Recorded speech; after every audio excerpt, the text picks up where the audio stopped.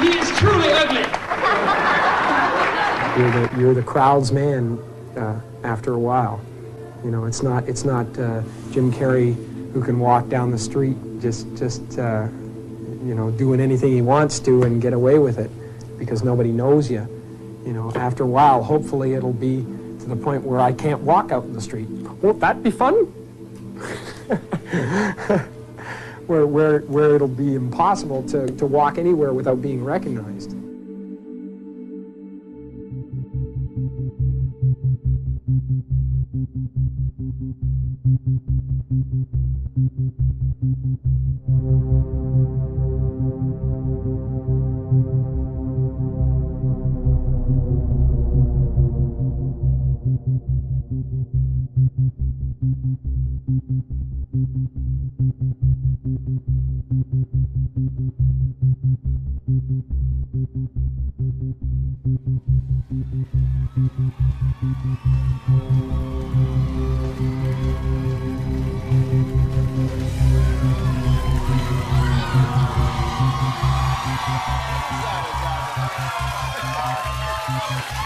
Is that a gang sign? Have you, Oh, like you don't know what it is. You don't know what that is. I have no idea. Oh, you don't know. Jimmy Fallon doesn't know. David Letterman doesn't know. We don't know. All the comics and show business don't know what this is. Right? Yeah. What is it? Come on, Jimmy. Seriously, the time is up. People are hip to this kind of stuff. I'm here tonight to blow the lid off it, to be the whistleblower. I'm sick and tired of the secrets and the lies. It is the secret symbol of the Illuminati, and you're a part of it, and it is the all-mocking tongue. Oh, I like it. It's the symbol of the all-mocking tongue. And I'm sick of it. I want everybody to be in on the joke, man. You know what I mean? Like, for years now, talk show hosts, people on television, people in sitcoms have been hired by the government to throw you off the track, to distract you, to make you laugh and stuff like that, make you happy and docile so you don't know what's really going on. You know, and they get out there in the woods in a circle naked and they decide these things and, you know, and you know, look at him trying to come it up. It's hilarious, hilarious. I've read a couple of places where you said you've struggled with depression from time to time. I was on Prozac for a long time. Yep, I was on Prozac for a long time, and I'm not sure. I mean, it may have helped me out of a jam for a little bit, but people stay on it forever. You know, I had to get off at a certain point because I realized that, you know, everything's just okay. No peaks and valleys. There are peaks, there are valleys, but they're all kind of carved and smoothed out, and it feels like a low level of despair you live in, where you're not getting any answers, but you're living okay, and you can smile at the office, you know, but it's a low level of despair. And you don't take any of them, you don't take anything now? Nothing. I don't take anything. I rarely drink coffee. I'm very serious about no alcohol, no drugs. Life is too beautiful. He draws his strength now from the spiritual side of his life. And despite a rare Los Angeles downpour, Oh, jeez, man. he insisted on taking us to his secret spot, where he goes to shut out the rest of the world. You want to come? Come on. It's fun. This is beautiful. After a 5-minute climb up a trail on his property, we finally reach our destination. This is my spot. This is the center of the universe. It's where I hang out with Buddha and Krishna and, you know, all those guys. Are you a Jesus. I'm a Buddhist, I'm a Muslim, I'm a Christian, I'm whatever you want me to be. You know, it all comes down to the same thing. You're in a loving place or you're in an unloving place. If you're with me right now, we cannot be unhappy. It's not possible. It's not possible. After talking to you for a couple of hours, I mean, I get this sense you are a big bundle of conflicting emotions. Really? Don't you think? You get that sense from me? Well, I think you're very emotional about a lot of things. It's all very close to the surface. Yeah, it is. I've decided to be there. I only act in the movies. Eckhart's philosophy is basically about the idea that the present moment is all we have. It's all there is and all there ever will be. And most of us live trapped or lost in the movement of thought. Sometimes I've spent 2 hours of my day thinking about one person I resent, you know, and going through orations and, you know, if he ever says this, I'll say that, and all of those things. And you go, I find myself now when I get caught up in something like that, becoming conscious suddenly and going, oh, wait, I'm here. I'm not with that person right now. I'm creating things that don't even exist, you know, and it's useless. It's time badly spent, you know. I'm not saying that I'm a guru or anything like that. I'm not saying I'm a, you know, some kind of holy man or anything like Jesus. But we do have similar facial hair at the moment. Not the real Jesus. Nobody really knows what the real Jesus looked like, but the Willem Dafoe Jesus and the Jim Caviezel Jesus, which is still quite an accomplishment.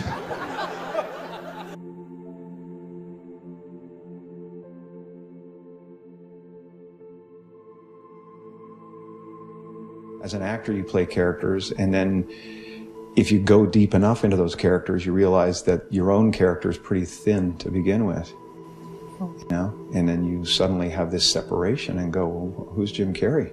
Oh, he doesn't exist, actually. There's just a relative manifestation of consciousness, and then somebody gave him a bunch of ideas. They gave him a name and a religion and a nationality, and he clustered those together into something that's supposed to be a personality. Oh, very good. I'm very good. So, how are you? I'm fine, thank you. No, really, how are you?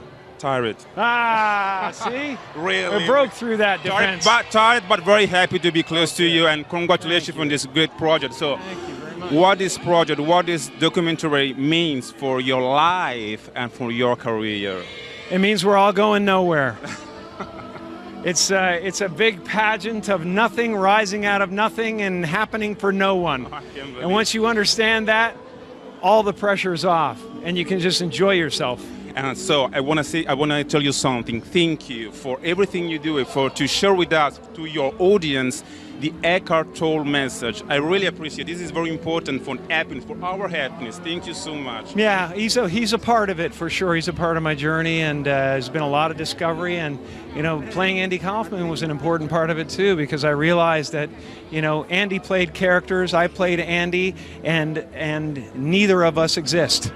And energy. We're energy. We're one giant field of energy, dancing for itself. Dancing? That's exactly it, and we shouldn't take it so personally, you know, because it really is just a beautiful, beautiful relative manifestation, and it's here for us to enjoy.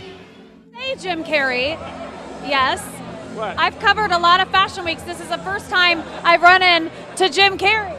Wait, tell me, is it true you're wandering the streets? You need a date to the party? What's up? No. I'm doing just fine. I just, you know, there's no meaning to any of this. So I wanted to find the most meaningless thing that I could come to and join, and here I am. They're I celebrating. mean, you got to admit it's completely meaningless. Well, they say they're celebrating icons inside. Celebrating Do you believe icons, in boy, that is just the absolute lowest aiming, you know, possibility that we could come up with. It's like icons. What do you believe in icons? I don't believe in personalities. I don't believe that you exist, but there is a wonderful fragrance in the air.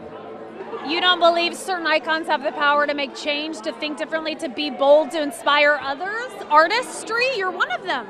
On the good foot. Ha! Yeah. You shut her down now. Yeah, no, I don't believe in icons. I don't believe in personalities. I believe that peace lies beyond personality, beyond invention and disguise, beyond the red S that you wear on your chest that makes bullets bounce off. I believe that it's deeper than that. I believe we're a field of energy dancing for itself. And I don't care. But Jim, you got really dressed up for the occasion. You look good. No, I didn't that an get dressed accident? up. I didn't get dressed up. Who did? There is no me. There's no you. No. We're not here. This is a dream. There's just things happening. And there are clusters of tetrahedrons moving around together. Okay. Yeah. So what's happening in our world right now? Because there is a lot of news that actually is relevant that's not that Here's uplifting. the thing. It's not our world. None That's of this the is key. real? Nope. So you're just passing We don't through. matter. We don't matter. Oh, wow. There's the good news. Okay. Back then, that you wanted to share that story in this way that you're getting to do now? Yeah, and I thought I had become Andy Kaufman, but there was no me actually at the end of it all. I realized that there was, that this character was making choices to play a character, and so that's what kind of happened, and that's what Chris found in this interview and in this footage, that there was actually a existential, not a crisis, but a discovery going on, There's been a lot of talk in the last few days, well, today recently, about a lot of people making sound over here. So much of that. That's right. People talking about an interview that you did at New York Fashion Week, and you talked about identity, and you all these ideas. Do you think that people kind of just don't understand it, or they haven't clued in to this whole thing you're talking about, of people wearing masks? I think that we're all, we're all trying to add things to ourselves so that we can finally define ourselves, and then everybody will get us and they'll go, okay, this is what you are. And then if you actually get there, you will find it so empty that you'll realize that's really not what it's about. It's about not only just going with the flow, but it's about not taking it personal. It's like the difference between a house and my house is a world of difference, and it's the my that's the problem.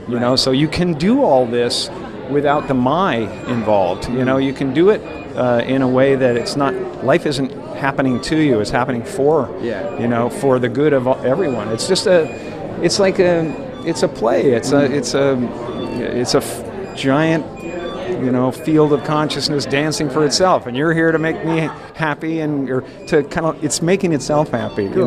It's like one soul. That's how I feel. I feel like people say, well, I have a soul. You don't have a soul. There's no you, but I feel like there is a soul, and it includes everything. And when you wake up in the morning and you feel like I'm the universe, you don't have to reach for the stars. You can just let life happen. And walk through the doors. We'll have to wrap that. Sorry.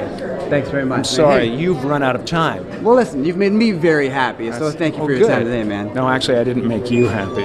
Right. I don't know who you've made happy, but no, there's a happy feeling just here. Just a cluster of tetrahedrons. It's every actor's job to be brave, to take chances and risk this, whatever this is. Now, I'm not saying women are mentally inferior to men, because when it comes to things like cooking and cleaning, washing the potatoes, scrubbing the carrots, raising the babies. The number one consideration always is originality and bravery, and taking a chance on doing something that could make you look ridiculous. Be quiet when the man is talking! During the making of the film, where Milos called Jim Carrey on the weekend and wanted to talk to Jim and all of that, and was like almost begging him not to go down the road that he went down, and there was no choice to be made at that point, because Andy didn't give those considerations, and whether there was an Academy Award-winning director involved or not, they were going to be who they were. God, man, woman, dog. Right now, it's one of the most creative moments of my life. Movies are happening. I'm doing a couple of films next year. I've got a couple of television shows I'm executive producing, and a book, a novel that's going to be coming out.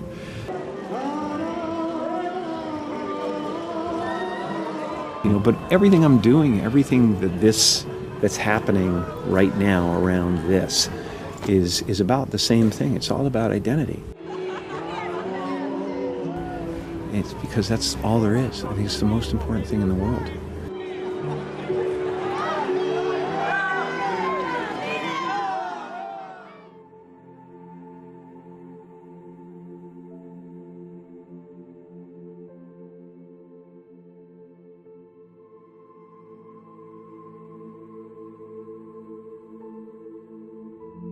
When I really started painting a lot, I had become so obsessed that there was nowhere to move in my home. Paintings were everywhere.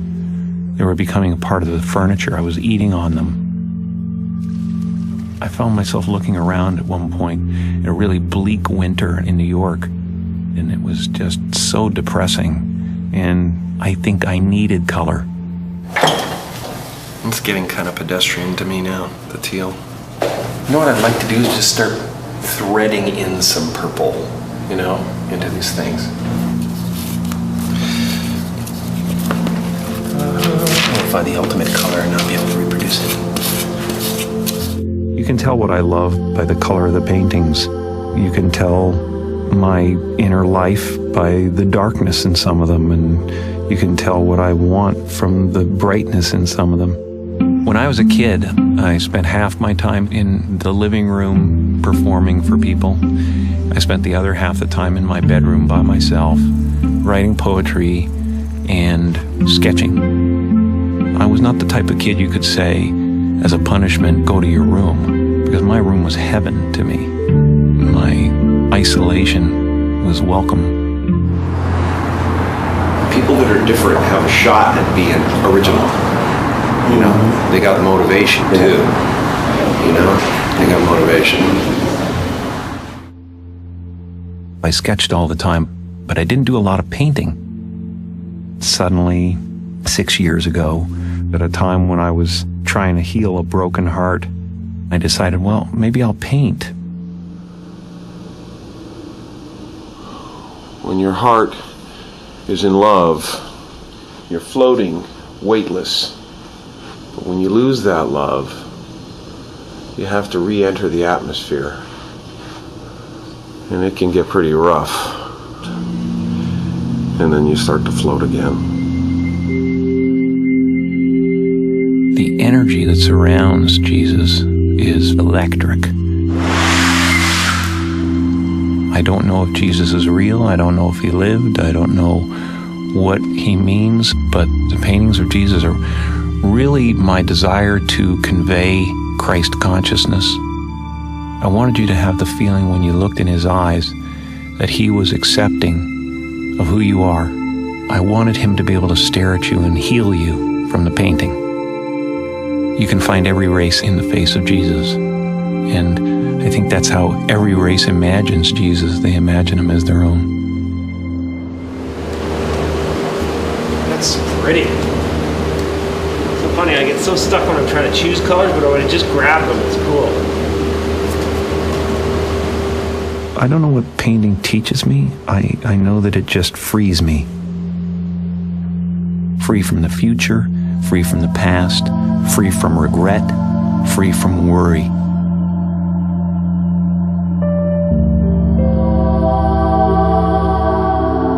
Something inside you is always telling a story. I believe every single thing that you see and hear is talking to you.